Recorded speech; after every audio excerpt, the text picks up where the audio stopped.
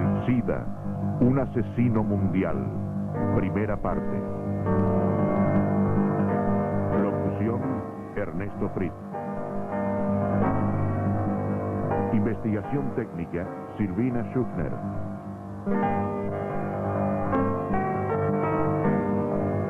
Coordinación de guión, Guillermo Hardwick. Producción ejecutiva y realización, Eduardo Terrile.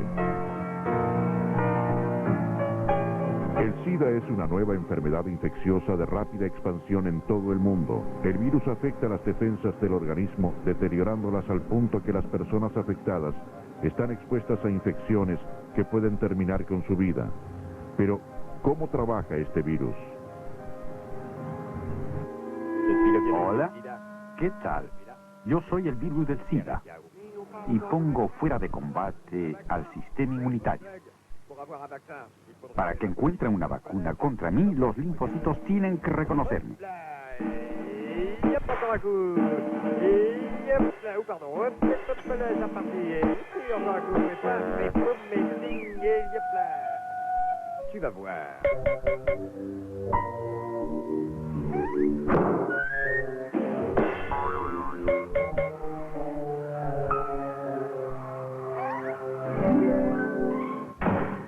Cuando llego a una célula, me escondo en su ADN durante 5 o 10 años. 15 ans. Comment veux-tu qu'il me retrouve? Y cuando despierto me digo, vamos, hay que infectar a otro.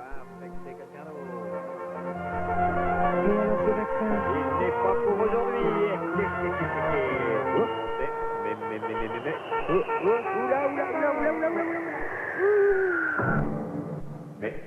Ahora están luchando contra mí con preservativos. La vacuna tardará en llegar, así que en estos momentos los tengo a todos bien arrinconados. La palabra SIDA significa síndrome de inmunodeficiencia adquirida. Adquirida porque la enfermedad se adquiere. Inmunodeficiencia porque el sistema de defensas del organismo se destruye. Síndrome se refiere a la variedad de enfermedades que amenazan al individuo con defensas corporales debilitadas. Desde el momento que la persona se infecta con el virus hasta que se enferma, pasan varios años, en muchos casos, más de 10. La doctora Astarloa nos hablaría de ello. Las personas que tienen el virus y han llegado a este punto o momento se denominan portadores o infectados. Esto significa que tienen el virus dentro de su organismo, pero no están enfermos porque no tienen ni síntomas ni signos. Pero es muy importante saber que estas personas contagian y pueden transmitir el virus y por ende la enfermedad. ¿Usted con qué asocia la palabra SIDA? La palabra SIDA lo asocio con miedo y muerte. Yo la palabra SIDA la veo relacionada con miedo a la muerte. Miedo y muerte. Miedo a la muerte. Y tengo respeto, pero lo asocio enseguida con la palabra muerte. Los pacientes que vi con SIDA los vi muy deteriorados y sinceramente me impresionaron.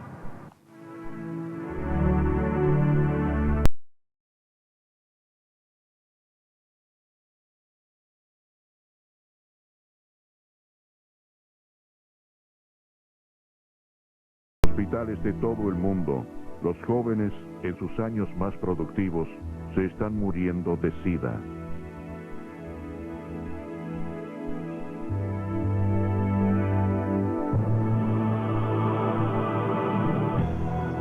La frustración de los médicos, las enfermeras y las personas idealistas que cuidan a los pacientes con SIDA es abrumadora.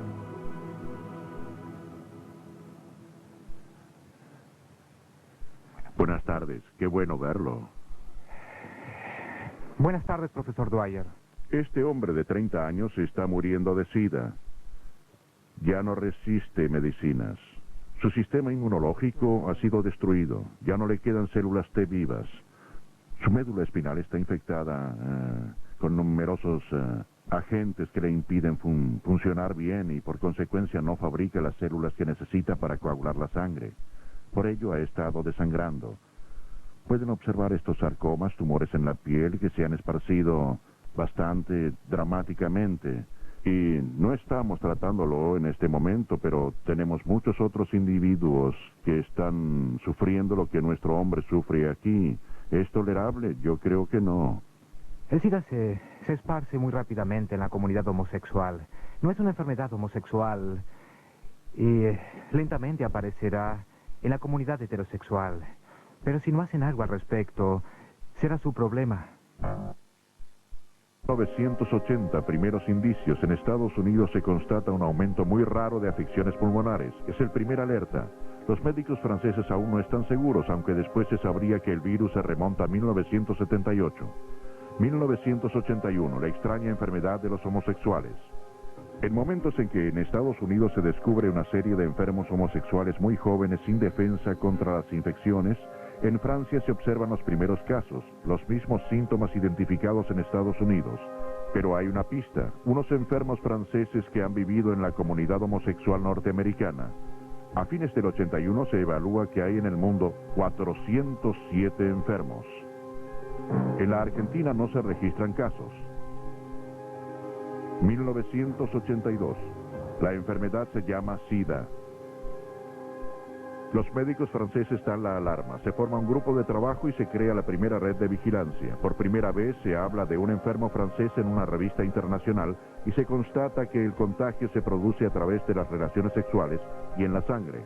A la vez se observa que los homosexuales no son los únicos afectados, ya que también puede haber mujeres y niños o personas a las que se les haya hecho una transfusión.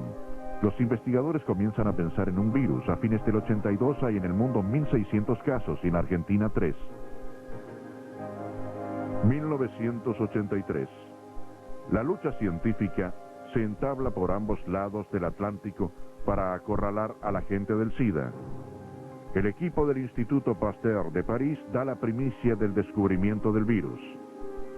Hay escepticismo entre los investigadores extranjeros, sobre todo estadounidenses.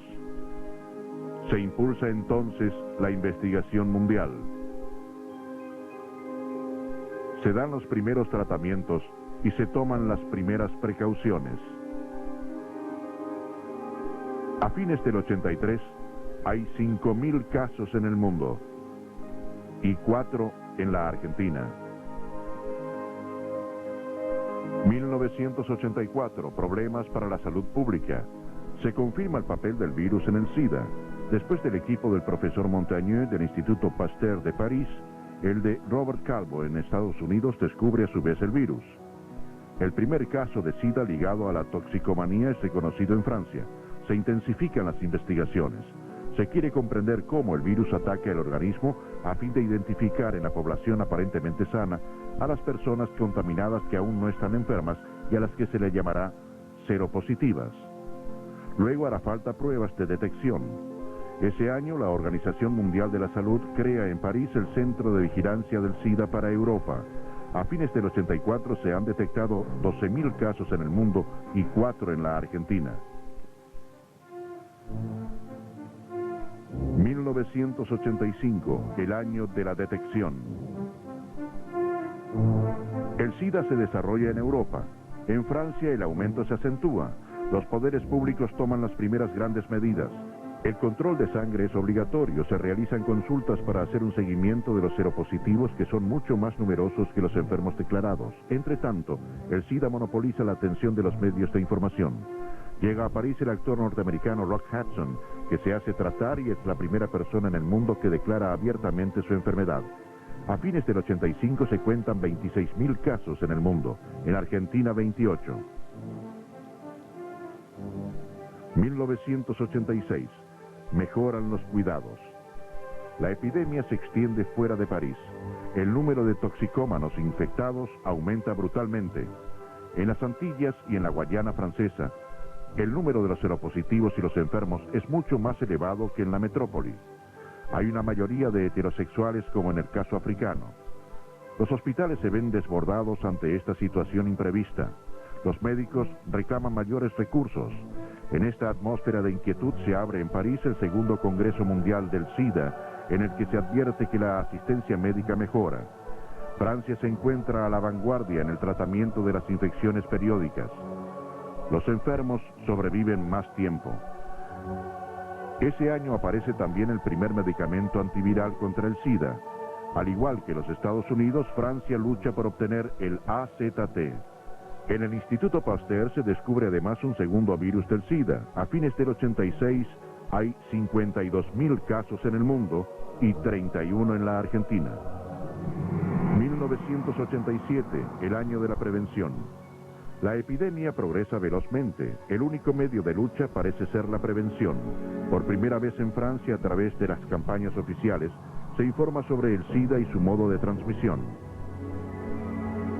Por primera vez también se autoriza la publicidad de preservativos y el gobierno da su visto bueno a exámenes preventivos anónimos y gratuitos en todo el territorio. Para que la epidemia no se propague entre los toxicómanos, se inicia la venta libre de jeringas. Se habla al fin de una remota esperanza de vacuna. El equipo del Dr. Sargulis del Instituto Curie de París realiza pruebas preliminares en los humanos en cooperación con el ejército francés y el gobierno de Zaire. A fines del 87 se contabilizan 97.000 casos de SIDA en el mundo y en Argentina 80. 1988, prevención. La enfermedad es planetaria. En Francia, la población afectada se modifica, menos homosexuales y más toxicómanos entre los enfermos. Emergen los problemas económicos y sociales. El sistema de protección francés permite que la seguridad social tome a su cargo a todos, pero el aumento del número de enfermos y el costo astronómico de la enfermedad inquieta a los responsables. En adelante, la sociedad mundial tendrá que convivir mucho tiempo con el SIDA. A fines del 88 se detectan 125.000 casos en todo el mundo y en la Argentina 169 casos. Entre ellos ya hay 7 mujeres infectadas. En 1989 hay 220 casos en Argentina y a principios de 1990 son 251, pero se calcula en 40.000 los portadores del virus. La tendencia actual de nuestro país muestra que la infección por el VIH está creciendo muy rápidamente entre la población joven. Hablamos de menores de 20 años e incluso de adolescentes. También nos muestra que el factor de riesgo que más rápidamente está creciendo es el de la drogadicción endovenosa. Este hecho es particularmente grave, pues a partir de este grupo se abre el camino para que la infección pase a la población general por vía de la heterosexualidad no protegida y en este caso afecte a las mujeres en edad fértil y a partir de allí a los recién nacidos de madres infectadas.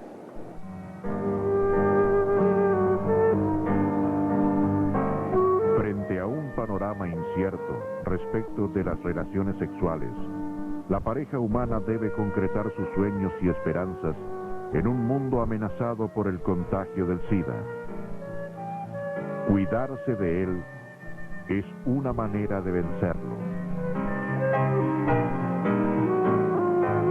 Una vez que una persona está infectada, al virus no le importa quién es ni a qué se dedica.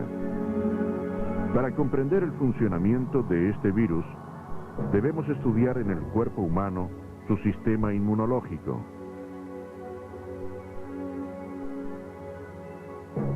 Este está formado por diferentes tipos de células, principalmente en la sangre. Estas células actúan juntas contra la enfermedad. Las de la derecha son las células destructoras, matan a los agentes invasores. Las de la izquierda son las células ayudantes, que se ubican en el centro y constituyen la primera línea de defensa. Cuando éstas detectan un agente invasor, envían señales a las destructoras. Una vez alertadas, las células destructoras atacan a las invasoras y las eliminan. Con el SIDA sucede algo diferente. El virus del SIDA ataca a las células ayudantes, se mete en su interior y las utiliza como fábrica de virus. Aunque puede llevar años, el virus puede destruir virtualmente a todas las células ayudantes. Entonces, el cuerpo está incapaz de defenderse. El sistema inmunológico no puede ver ni detener a nuevos invasores sino que estos atacan directamente al cuerpo causando enfermedades mortales. Sin embargo, afortunadamente el virus del SIDA solo puede contagiarse de una persona a otra de unas pocas maneras: relaciones sexuales, a través de la sangre o de madre a hijo durante el embarazo. A través de las relaciones sexuales, cuando el virus puede hallarse en el semen de un hombre infectado o en el flujo de una mujer infectada. Un hombre infectado puede pasar el virus a una mujer durante el acto sexual. Una mujer infectada puede pasar el virus a su compañero en el acto sexual. Si un hombre infectado tiene relaciones con otro hombre, puede pasar el virus a su compañero. Dado que el virus puede darse en la sangre, también ésta puede diseminar la infección. Por ejemplo, si el donante o la donante poseen el virus en su sangre, también el receptor resultará infectado. Afortunadamente, la ciencia médica ha desarrollado un test mediante el cual se pueden detectar signos del virus en la sangre, y utilizando este test, la sangre donada no es considerada apta. Cuando se comparten agujas contaminadas para inyectar drogas, los drogadictos se dan unos a otros el equivalente a pequeñas transfusiones de sangre. En este caso, si la sangre de un drogadicto contiene el virus del SIDA, cualquiera que comparta una aguja con él puede contraer la infección. Lo mismo puede suceder cuando se utiliza más de una vez agujas para inyectar medicación u otros instrumentos cortantes. Las agujas o instrumentos deben ser esterilizados con cada uso para impedir que el virus se extienda. Finalmente, si una mujer con virus de SIDA está embarazada, puede pasar el virus a su hijo. No obstante, no todo aquel que tenga el virus está enfermo. Muchos se sienten sanos a pesar de estar infectados, pero más de la mitad de aquellos a quienes se diagnosticó que padecían de SIDA ya han muerto. Algunos sufren de sarcoma de Kaposis, un cáncer de piel. Otros son víctimas de neumonía por Pneumocystis carini. En algunas personas, el virus ataca directamente las células cerebrales y produce una serie de trastornos del sistema nervioso y a veces la demencia. Cerca del fin, muchos simplemente se consumen, víctimas de diarreas y de infecciones ocasionales. Y además de todo su dolor y sufrimiento, muchas de estas personas se están convirtiendo en parias, rechazados por amigos y familiares. Abandonados por sus seres amados, descubren que están solos. Cuando más necesitan del afecto y la comprensión de un rostro amistoso, la gente se aleja de ellos. Este es el trágico resultado de la ignorancia, de los miedos infundados, según los cuales las personas infectadas por el virus del SIDA pueden contagiar la enfermedad a través del contacto normal y diario. En toda enfermedad existen lo que se denominan grupos de mayor riesgo, es decir, personas que tienen una mayor predisposición para contraer tal o cual patología. En SIDA, como los primeros casos fueron detectados en individuos homosexuales masculinos y luego en drogadictos, se interpretó equivocadamente que esta era una condición indispensable para poder contraer la enfermedad. Luego se vio que en realidad cualquier persona que esté sexualmente expuesta o expuesta a la sangre puede contraer esta infección. Dicho en otros términos, el hecho de que el incendio comience por el sector norte del bosque no significa que los que vivan en el lado sur se van a encontrar libres de este riesgo. El SIDA es un problema que nos compete a todos, independientemente de nuestra preferencia sexual, independientemente del tipo de prácticas que nosotros podamos desarrollar. La mente activa puede contagiarse el SIDA como una enfermedad sexualmente transmisible, al igual que la sífilis, la blenorragia, el herpes y tantas otras enfermedades sexualmente transmisibles pueden ser adquiridas por una persona que tenga diferentes parejas. Como decimos siempre, para que haya una enfermedad sexualmente transmisible tenemos que hacer por lo menos 3. Si estoy yo solo con mi pareja, difícilmente puede ingresar ningún agente infeccioso que sea transmisible sexualmente. Las otras formas de poder contraer esta infección incluyen, en primer lugar, el consumo de drogas por vía intravenosa compartiendo las jeringas. Luego, por supuesto, la transfusión de sangre no debidamente controlada. Y finalmente tenemos que agregar también que una mamá infectada puede contagiar a su bebé en el vientre materno. El SIDA no es un juego, es un problema de todos. La educación familiar, en este sentido, debe estar presente en cada uno de sus miembros. La información y el hablar claro son parte de la prevención. Una prevención que debe nacer en el seno mismo de la familia, en el comentario sencillo y cotidiano, pero contundente. La auténtica concientización y la apreciación correcta de la gravedad de esta enfermedad configuran el mejor remedio para evitarla y el método más efectivo para proteger a las parejas jóvenes.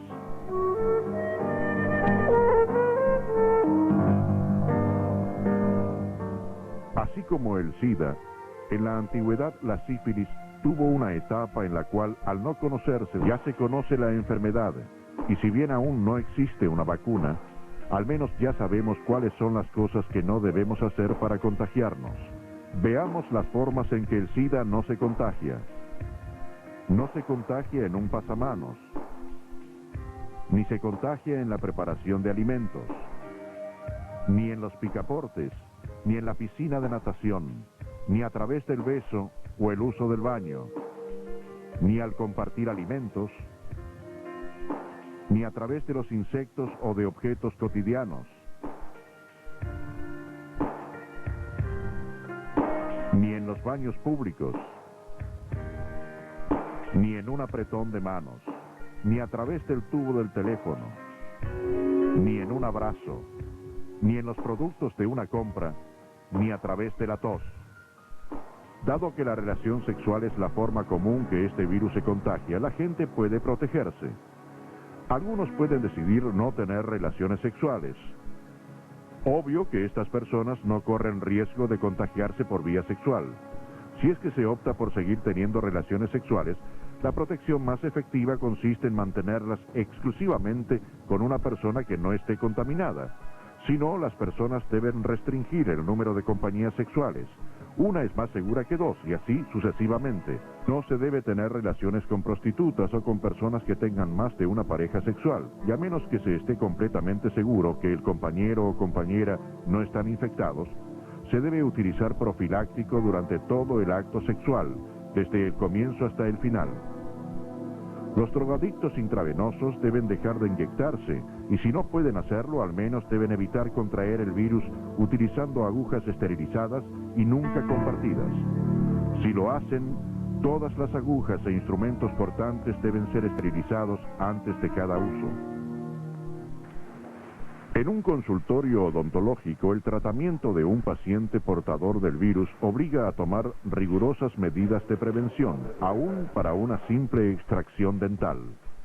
Manos enguantadas, doble delantal, barbijo, máscara y protección ocular y aislamiento del sillón del paciente son las medidas habituales. Después de cada intervención, el instrumental utilizado se esterilizará en una solución de hipoclorito al 10% durante unos 30 minutos. Cuando el paciente llega a nuestra consulta, en general, la sociedad actual es renuente a utilizar preservativos durante sus relaciones sexuales, pero también hoy, muchos jóvenes que no han tomado las precauciones convenientes se encuentran acorralados en una cruel encrucijada sin salida, simple y patéticamente, entre la vida y la muerte.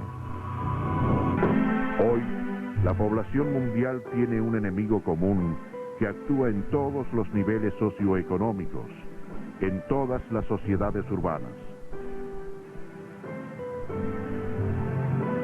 A lo largo de 10 años de historia, el SIDA ha cobrado muchas víctimas y existen aún muchas personas portadoras del virus que desconocen cuál será su destino. Actualmente, solo tienen al alcance de sus posibilidades económicas el ácido deoxitimidina, conocido comúnmente como AZT, un medicamento antiviral de baja toxicidad que actúa como inhibidor de las enzimas que producen la multiplicación del virus HIV, impidiendo su reproducción. El AZT se suministra por vía oral. Es de elevado costo, pero no cura el SIDA. No obstante, al menos, es el único recurso del enfermo para subsistir un tiempo más.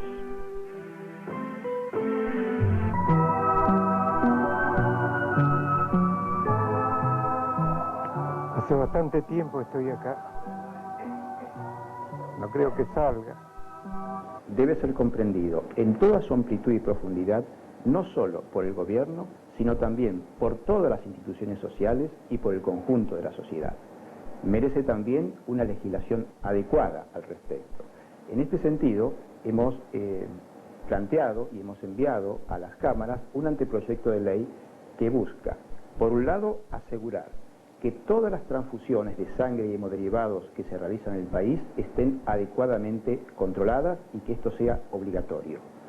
Busca también que haya un libre acceso de todos los portadores y enfermos a cualquier establecimiento de salud sin más condicionamiento que el que implica la complejidad de la patología asociada que tengan.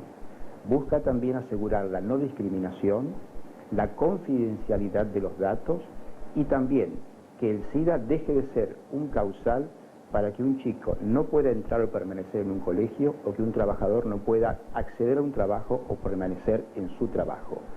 También en este anteproyecto de ley estamos planteando el compromiso de la Seguridad Social para hacerse cargo de los gastos que demande el diagnóstico y el seguimiento de los afectados.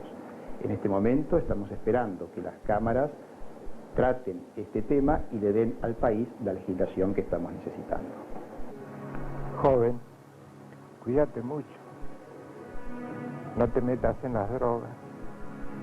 Contale todo a tus padres. A partir del SIDA, algunas cosas han cambiado. En los centros sanitarios, aún una simple extracción de sangre se realiza con guantes ante la sospecha de un paciente sidótico. Asimismo, solo se utiliza material descartable y se aconseja al público que lleve su propia jeringa. No obstante, más allá de las recomendaciones sanitarias, la sociedad debe responder a la amenaza de la epidemia con una auténtica prevención, la cual, hoy por hoy, es la única vacuna. Actualmente, en los laboratorios de los centros de salud, se han incorporado nuevas técnicas como respuesta a las exigencias de un problema social que se incrementa rápidamente. La descontrolada expansión del SIDA obliga a exhaustivos análisis de todas las muestras de sangre que llegan a los hospitales.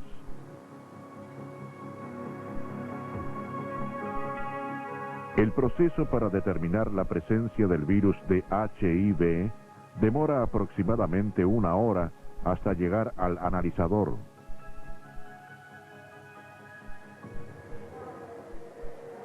Allí, en forma inmediata, se detectan y evalúan las características de la muestra analizada.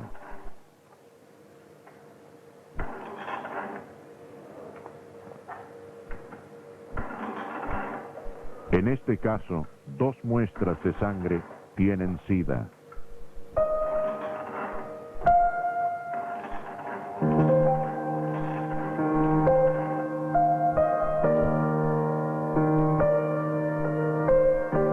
El SIDA configura aún un sombrío panorama para la ciencia. ¿Cuánto tiempo habrá de pasar hasta vencerlo definitivamente? No lo sabemos. Mientras tanto, el hombre seguirá librando batallas en los laboratorios, en su infinita lucha por la preservación de la especie, un legado ancestral que lo proyecta esperanzadamente hacia el futuro. Es un cambio de comportamiento. Creo que debemos brindarles toda la información que tenemos para que las cosas sean muy claras y así darles la posibilidad de ser responsables. Y para que sean responsables no hay que asustarlos, sino solo permitirles a los jóvenes que conozcan los riesgos Y así podrán comprender las cosas. Deben saber elegir.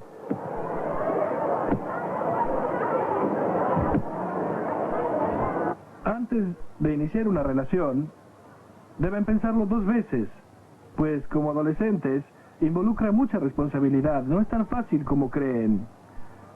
Existen solo 2 opciones para no contraer el SIDA. Usar preservativos, porque es una medida de precaución, y segundo, deben tener una sola pareja y seguir con esa pareja, porque si tienen múltiples parejas sexuales, no estarán seguros de haber contraído SIDA o no. El contagio puede haber ocurrido sin darse cuenta.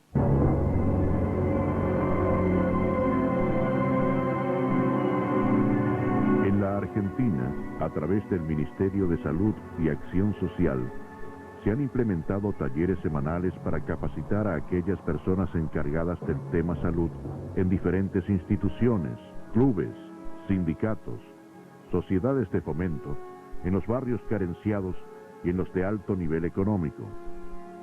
Los docentes también aprenden qué es el SIDA y cómo explicarlo a sus alumnos. En estas clases se transmite también la información de manera dinámica y participativa, y en el caso de los alumnos primarios se aprende jugando. De esta forma, las sociedades de todo el mundo elaboran sus estrategias contra un enemigo común, que hoy configura una amenaza mortal. Uno de los métodos de trabajo en los talleres de educación sobre el SIDA incluye el empleo de las preguntas anónimas. Cada alumno tiene la posibilidad de plantear sus dudas o exponer su pregunta que escribe confidencialmente en una hoja. La pregunta anónima le brinda la oportunidad de expresar libremente sus incógnitas respecto de un tema que desconoce totalmente y sobre el cual se avergonzaría de preguntar en forma personal.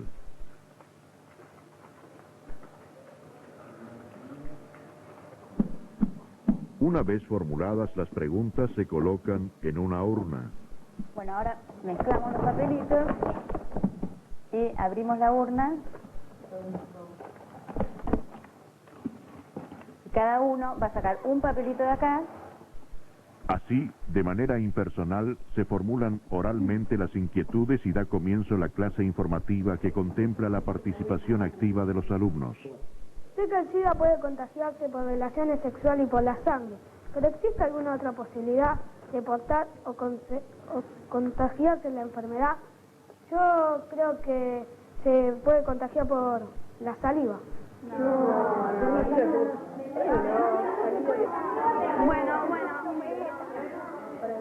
Bueno, para mí decir que se contagia a través de la sangre o de relaciones sexuales es un tema muy amplio para hablar, habría que especificar un poquito cada tema.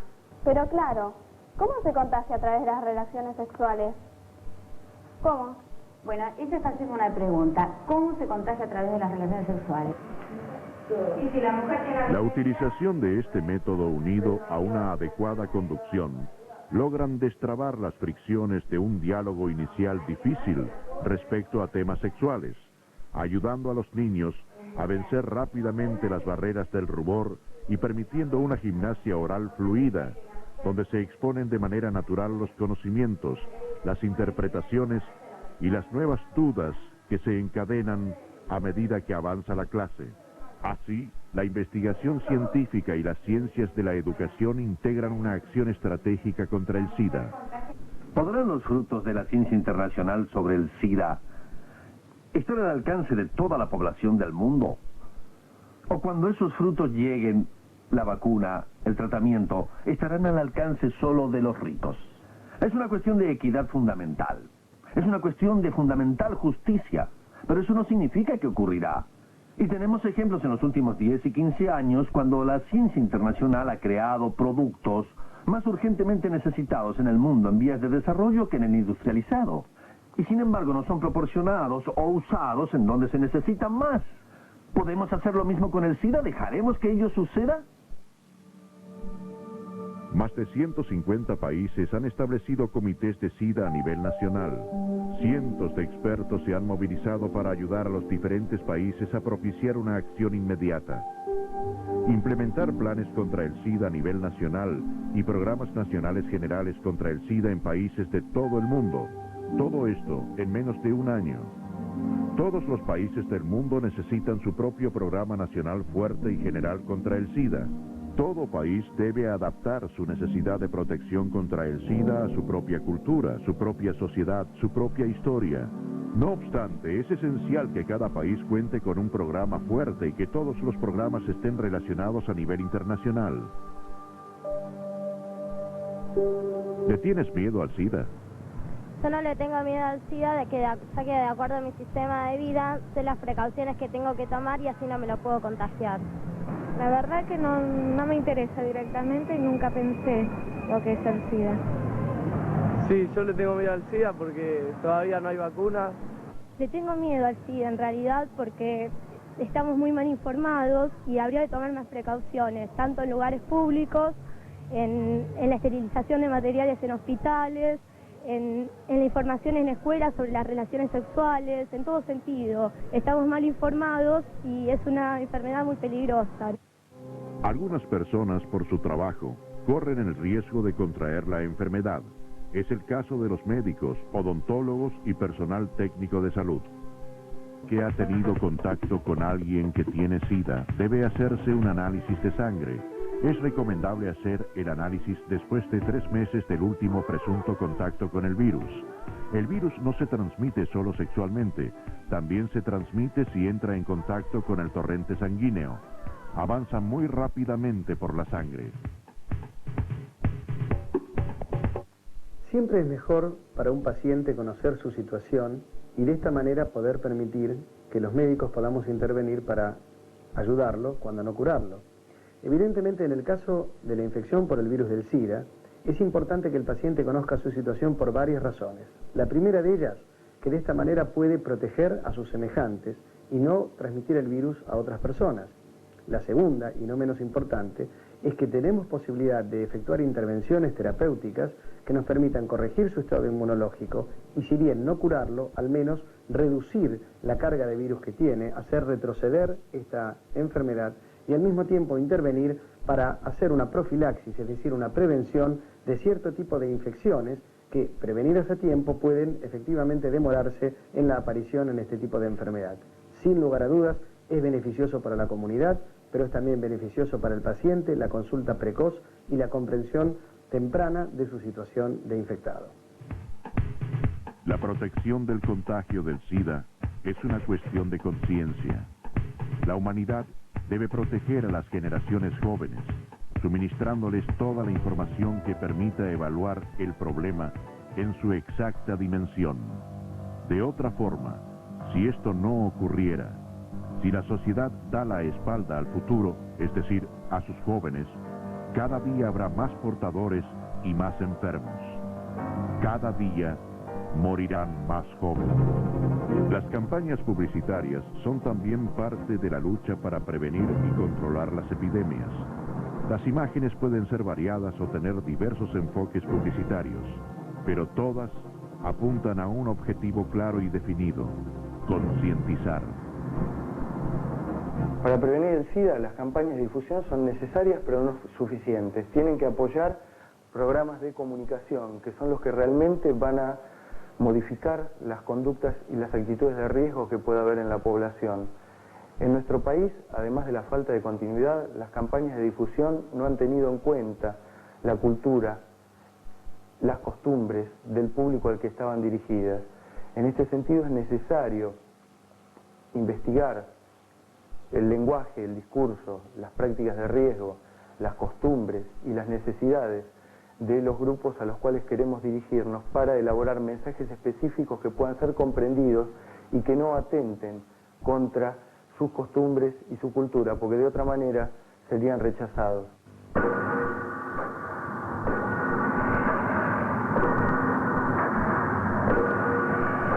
En algunos lugares del mundo, las campañas contra el SIDA incluyen costosas realizaciones en cortos publicitarios.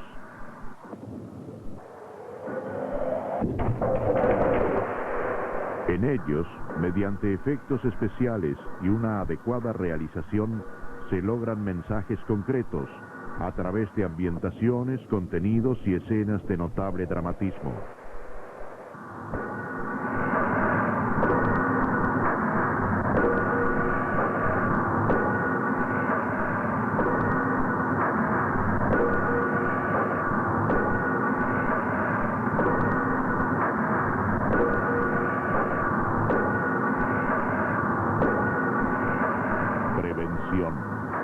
Nuestra única salvación. Es fundamental que veamos cómo ha ido evolucionando el perfil de la infección por VIH en nuestro país. En los primeros años, la casi totalidad de los casos eran productos de la vía sexual, básicamente por homosexualidad y en población de edad media, de relativamente buen nivel sociocultural y que adquirían la infección en el exterior. Esto ha cambiado completamente y en este momento nosotros vemos que tenemos casos de SIDA en casi todas las provincias argentinas, que las vías por las cuales aparece la infección es un conjunto de factores donde se incluye la homosexualidad, pero también la heterosexualidad creciente, la drogadicción, la vía transfusional y la transmisión de la madre al niño, y de todos estos factores, el que más rápidamente está creciendo es el producido por la drogadicción endovenosa. La drogadicción endovenosa en nuestro país se está dando en población muy joven y de todos los niveles sociales y culturales, y particularmente, y es un hecho muy serio, en la población joven que habita en las villas de emergencia del conurbano de las grandes ciudades.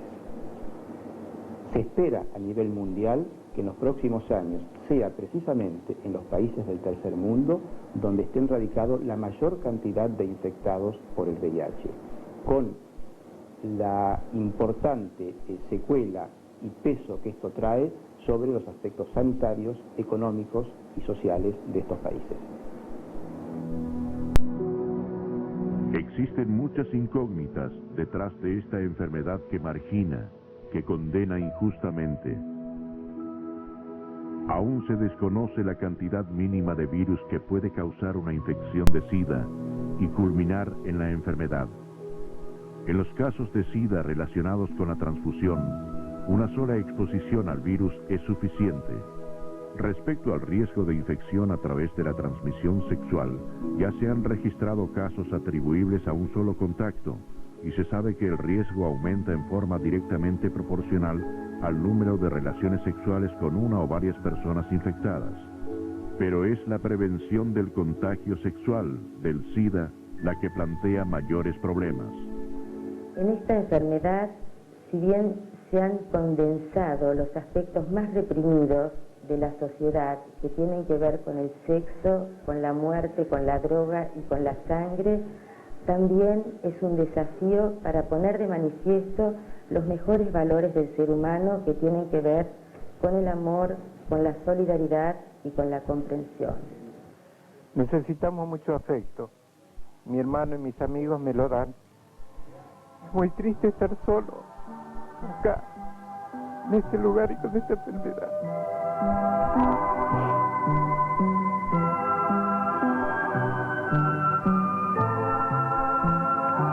La presencia del SIDA en un grupo familiar, al igual que en cualquier grupo social, configura un factor de impacto difícil de asimilar. Sin embargo, este elemento de desequilibrio no debe afectar en absoluto las relaciones familiares. Por el contrario, es un desafío que debe encararse con total entereza y valor espiritual, integrando al individuo enfermo en la esfera del cálido afecto humano. Debemos pensar que este individuo está inserto en una estructura, generalmente la primera es la familiar, que debe contar con las condiciones mínimas como para poder comprenderlo y contenerlo.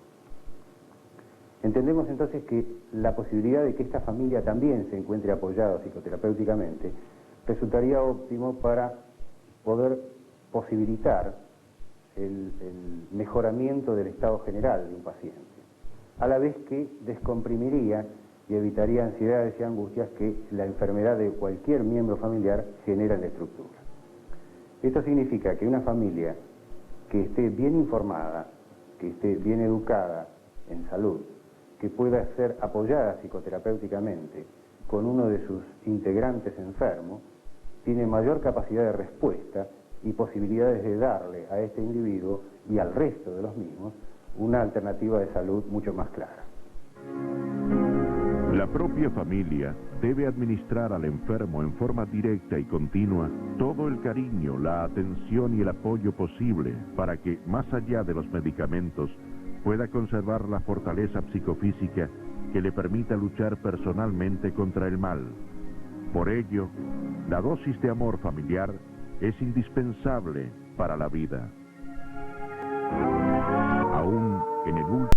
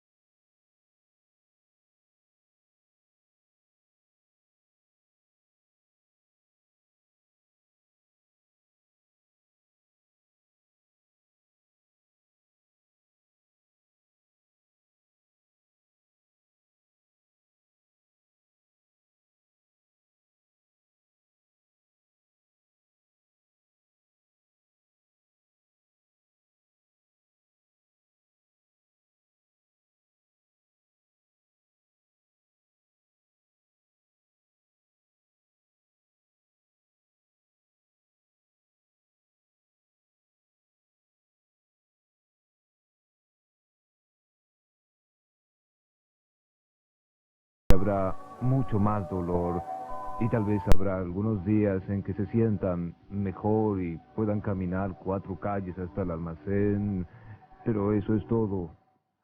Y yo, a mi edad, no debería estar aquí.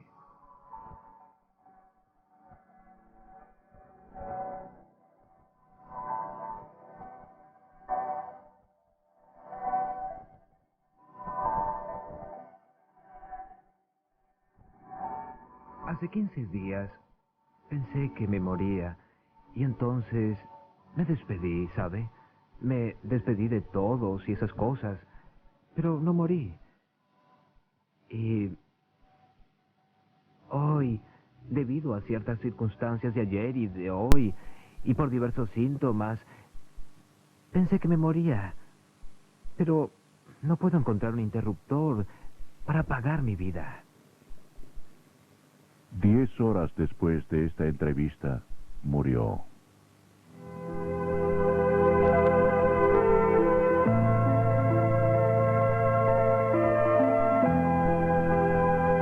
Hoy, en todo el mundo, los científicos están luchando por encontrar una vacuna contra este virus. En Washington ha sido probada con éxito una vacuna aplicada en simios y ahora los científicos están dispuestos a probarla en seres humanos. En tanto, la ciencia continúa en la etapa de los experimentos y las pruebas, y se espera que en unos años se encontrará la vacuna. Por el momento, la humanidad está amenazada.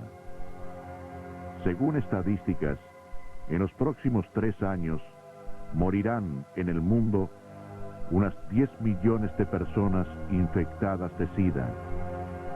Pero, ¿la especie humana podría desaparecer de la faz de la Tierra? ¿Podría destruirse así toda una obra de Dios? En el corazón del hombre, en la esencia de su pensamiento filosófico, ello no sucederá. Sin embargo, Es tiempo de reflexionar. Hay toda una vida por delante.